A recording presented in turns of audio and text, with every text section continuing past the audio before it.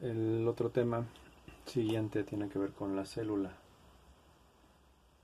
La célula es la unidad más pequeña para tener un ser vivo. Es una cosa tan pequeña que si tú pusieras una célula tras otra, es decir, tengo esta célula, 2, 3, 4, 5 y así me sigo, pueden caber, en el caso de las bacterias, que son las células más chiquitas, más o menos entre más o menos unas 300 a 1000 bacterias en 1 milímetro. Pero esas son bacterias.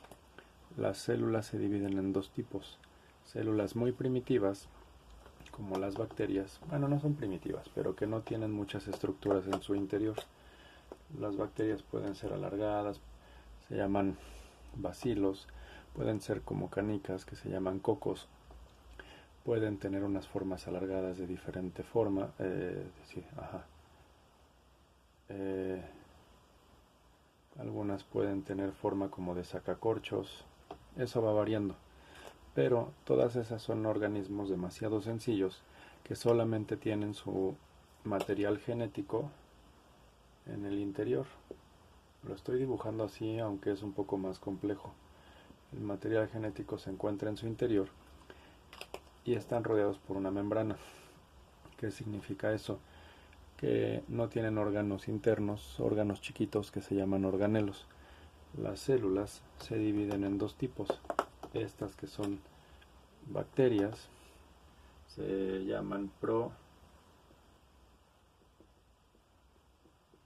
procariontes. Y hay otras células que se llaman eucariontes. Eu significa bien, pro significa antes. La palabra carión significa núcleo, eso es en griego. ¿Qué tienen las células procariontes y las eucariontes? Que las eucariontes son más complejas. Una célula eucarionte en su núcleo, en su interior tiene una cosa que se llama núcleo. Y es como una especie de cajita que adentro tiene el material genético, que es el que le dice a la célula qué es lo que debe de hacer, cuáles son sus funciones. Y tiene unos órganos pequeños que le sirven para respirar, se llaman mitocondrias. Tiene unos órganos pequeños, son como bolitas que en su interior tienen unas cosas que sirven para digerir, se llaman lisosomas, es un estómago. Tiene un sistema de soporte que son como nuestros huesos, que se llama citoesqueleto. Después te voy a hablar de eso. Ahorita me voy a concentrar un poquito en cómo se descubrió todo esto. Entonces, las células eucariontes tienen muchas cosas en su interior que le ayudan a llevar a cabo sus funciones. Procariontes solo tienen el material genético y una membrana que las limita, y muy poquitas cosas que le ayudan a que ese material se pueda multiplicar. Las células eucariontes tienen muchísimas más estructuras, aparte de estas tres que te puse, son otras como más, o sea, mínimo, para tu examen te van a pedir como 10, luego te las explico. Pero eu significa que tiene núcleo, pro significa que no tiene núcleo. Ahora, te decía del tamaño. Las células de las bacterias, las procariontes, son demasiado chiquitas, miden de 1 a 10 micras, se llaman micrómetros. ¿Qué significa micrómetro? Que hay 1000 micrómetros en 1 milímetro. Si tú has visto una regla, en una regla cualquiera, tú puedes dividir el espacio de milímetros, de metro en centímetros, en milímetros, y 1 milímetro, este espacio tan chiquitito, se puede dividir en 1000 veces más, y cada uno de esos es un micrómetro. Las eucariontes varía, pero se dice que van desde 10 micras hasta 100 micras. ¿Esto qué significa? Que si yo tengo una bacteria, puedo tener, pensando en bacterias de 1 micrómetro, 1000 bacterias en 1 milímetro. Si son de 10, puedo tener 100 bacterias en 1 milímetro, una tras otra, así como te las dibujé hace ratito. Célula 1, 2, 3, 4, hasta la 100 o hasta la 1000. Las eucariontes son más grandes. En el mismo milímetro solo te pueden caber, si miden 10, te pueden caber 100 células, y si miden hasta 100 te pueden caber 10 células en un milímetro, o sea, son muchísimo más grandes. Así. Ahora, ¿de dónde se descubrieron estas cosas? Estas se descubrieron porque hubo gente desde el pasado, desde las épocas primitivas, así, y me refiero a primitivas con épocas de hace 5000 años, de hace 3000 años, de hace 2000, cosas así, de 1000 años, que tenían este tipo de cosas. Una lupa. ¿Para qué usaban las lupas?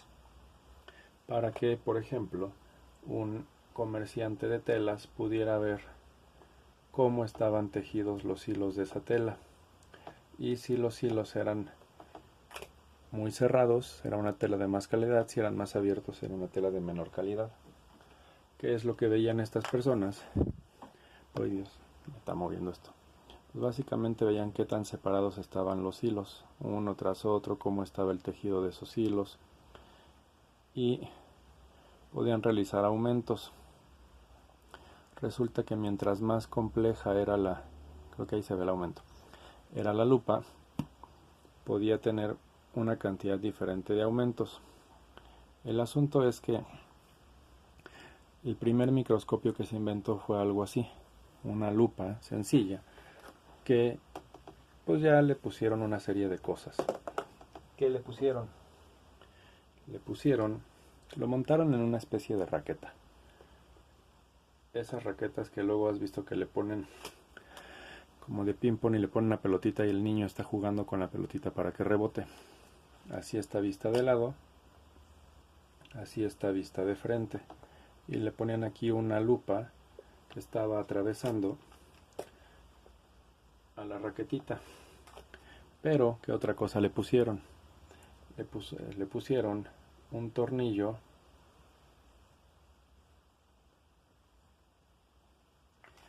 que, si tú lo aprietas, al apretar el tornillo se aleja; al aflojar el tornillo, regresa.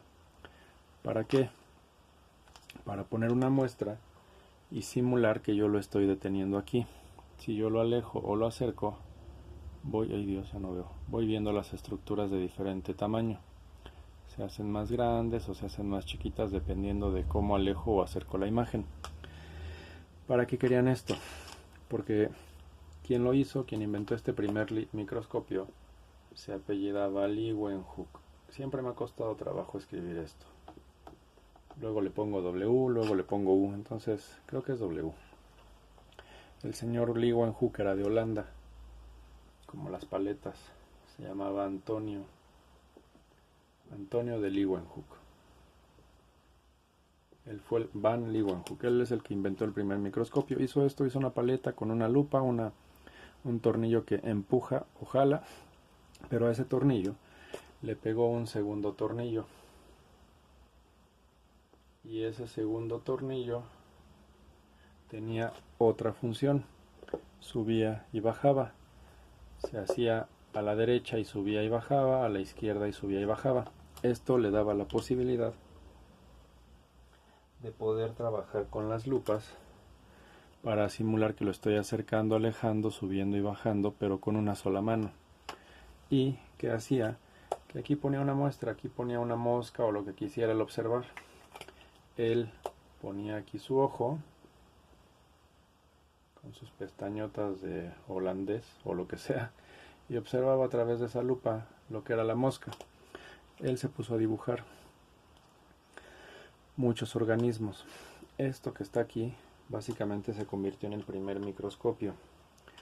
El señor Leeuwenhoek hizo muchas cosas, pero nunca le enseñó a nadie cómo hacer un microscopio.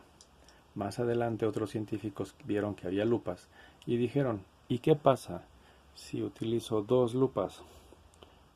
Puedo tener más aumento, puedo tener menos aumento. Si te fijas, la imagen se pone de cabeza, pero estoy teniendo más aumento porque tengo dos lupas. Uy. Ahora, al tener dos lupas, mientras más las estoy separando, voy teniendo una imagen completamente más grande que si yo tuviera una sola lupa. El caso es que este primer microscopio se llamó microscopio simple. Micro significa pequeño, scopio significa que puedo ver algo pequeño. Otros científicos desarrollaron nuevos microscopios, pero se les ocurrió poner ahora una lupa junto con otra lupa metidas en un tubo, y entonces podían observar poniendo su ojo con sus pestañotas de científicos para estar observando esto. La imagen se aumenta muchas veces y la mosca la podían poner aquí, pero para poder observar tenía que haber una fuente de luz que mandara luz para que la luz pudiera atravesar por esos lentes. Este microscopio es microscopio simple. Este microscopio, como tiene dos lentes diferentes, se llama microscopio compuesto. El microscopio compuesto se empezó a volver famoso en las partes de Europa, y eso es en la época en que México vivió la conquista. Para 1400, 1500 se inventó este microscopio. Para 1600 se inventó el otro. ¿Qué pasó con todo esto? Que al final de cuentas la gente empezó a observar diferentes cosas y empezaron a observar células. El primero que vio una célula y que le puso nombre de célula era un científico inglés que se llamaba Robert Hooke. Él estaba viendo el corcho, una muestra de corcho, y se dio cuenta que había huecos dentro de todo ese corcho que no tenía nada. En latín, que se comunicaban en aquel entonces, a eso le escribió y le dijo: eso es una celda. Esa celda es como una especie de celda de prisión, y le llamó célula. Con el paso del tiempo, pues ahorita le llamamos en español célula. En inglés le dicen cell, de celda. Otros científicos, unos alemanes, estos tal vez te los pregunten, por eso te los estoy diciendo. Schleiden, Schwann, observaron células de plantas, observaron animales, y dijeron: todos los animales están formados por células, todos los animales están formados por células, todas las plantas están formadas por células. Creo que lo dije al revés, estos eran al revés, bueno, no importa. Cuando dices que todos los animales están formados por células y todas las plantas están formadas por células, y juntas eso, terminas diciendo que todos los seres vivos están formados por células. No le hagas caso tanto a mis letras, apúntalo. Todos los seres vivos están formados por células. Y a eso le llamaron el primer principio de la teoría celular. Luego se fijaron otros científicos que todas las células se reproducían. Eso lo hizo ahí se me acaba de ir su nombre, es un alemán, es otro alemán. Bueno, no me acuerdo el nombre, no importa. Bueno, sí importa, pero no te lo van a preguntar en tu examen. El otro decía: todas las células se reproducen y tienen mamá. Todas las células tienen una célula mamá. Eso se llama que todas las células se reproducen, es el segundo principio de la teoría celular. Todas las células provienen de una célula que ya existía antes. Se resumen: todas las células tienen mamá. Todas las células tienen una célula mamá. Y luego se dieron cuenta que las células eran diferentes. Unas células de un músculo son diferentes a las de un hueso y son diferentes a las de la sangre. Entonces salió que la célula es la unidad de función, la unidad de función y de forma, se dice morfología. La célula es la unidad de función y de forma, de morfología, de todos los seres vivos. Esos tres principios: todos los seres vivos están formados por células, todas las células tienen una célula mamá, y la célula es la unidad de morfología y función de todos los seres vivos, se conoce actualmente como la teoría celular. La teoría celular te la van a preguntar en tu examen. Son esos tres principios, repásalos. Te voy a hablar de otras cosas de los organelos después.